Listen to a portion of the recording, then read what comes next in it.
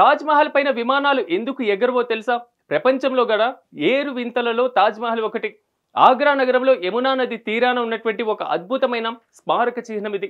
పూర్తిగా పాలరాతితో నిర్మించబడినటువంటి ఈ కట్టడం మొఘల్ చక్రవర్తి షాజహాన్ తన భార్య ముంతాజ్ జ్ఞాపకార్థం కోసం నిర్మించారు.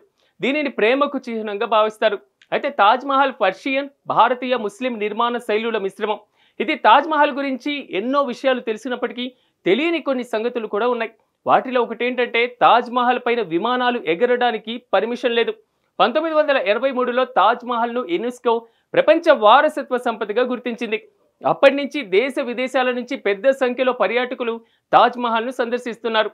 ఈ క్రమంలో తాజ్ మహల్ సందర్శించేటువంటి పర్యాటకుల భద్రతను దృష్టిలో పెట్టుకొని 2006లో ప్రభుత్వం దీనిని నో ఫ్లైన్ జోన్ గా ప్రకటించింది.